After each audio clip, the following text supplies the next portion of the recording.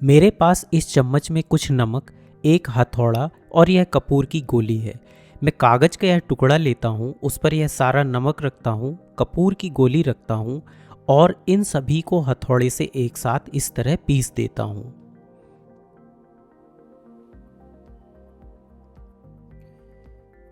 तो अब हम देख सकते हैं कि इन सबको पीसने के बाद हमें एक सफ़ेद पाउडर मिलता है।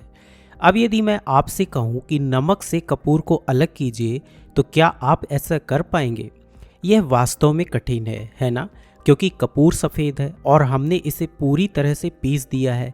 नमक भी सफ़ेद है, तो हम इन्हें कैसे अलग कर सकते हैं? यानी हम एक ठोस यानी कपूर को दूसरे ठोस नमक से कैसे अलग कर सकते हैं?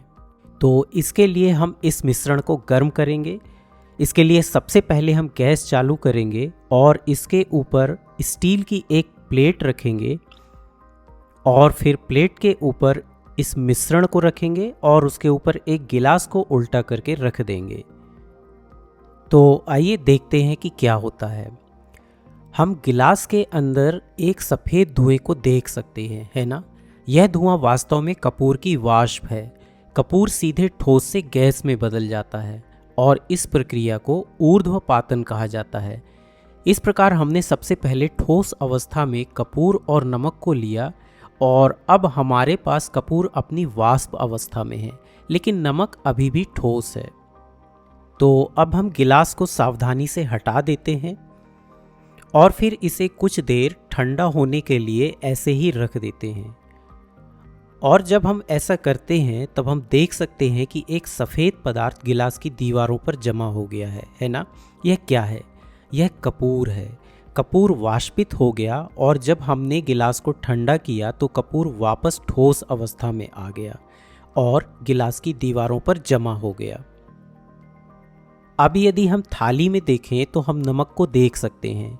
हालांकि इसमें थोड़ा कपूर अभी भी है क्योंकि हमने सारे कपूर को वाष्पित नहीं किया है। तो इस प्रकार ऊर्ध्वपातन की प्रक्रिया से हम नमक से कपूर को अलग कर सकते हैं। नमक और कपूर के मिश्रण में कपूर सीधे ठोस से वाष्प में बदल गया। इसे ऊर्ध्वपातन कहा जाता है। और जब यह गिलास की दीवारों के संपर्क में आया और हमने गिलास को कुछ समय तक ठंडा किया तो कपूर वापस ठोस में बदल गया। यही कपूर हमें गिलास की दीवारों पर दिख रहा है। इसी तरह आपने नेफ्थलीन की गोलियों का इस्तेमाल देखा होगा, है ना? नेफ्थलीन की गोलियों का उपयोग कपड़ों को उन कीड़ों से बचाने के लिए किया जाता है जो कपड़ों को नुकसान पहुंचा सकते हैं। नेफ्थलीन भी कपूर की तरह ठोस से सीधे गैस में बदल सकता है और जब वह गैस में बदलता है तो नेफ्थलीन का वह गैसीय रूप कीड़ों के लिए विषैला होता है और यह गैस कपड़ों के बीच फैल जाती है, जिससे कपड़ों के चारों ओर एक सुरक्षात्मक अवरोध बन जाता है। तो यह दर्शाता है कि विज्ञान वास्तव में हमारे चारों ओर है, यहाँ तक कि उन साधारण चीज़ों में भी जिन्हें हम रोज़ाना इस्तेमाल करते हैं, जैसे नेफ्थलीन की गोलियाँ। यह आश्चर्यजनक है कि कैसे ऊर्ध्वपातन की प्रक्रिया कपड़ों को कीड़ों से बचाने के लिए इस्तेमाल की जाती है। विज्ञान वास्तव में कमाल का है और रोज़मर्रा की समस्याओं को नए तरीके से हल करने में हमारी मदद करता है।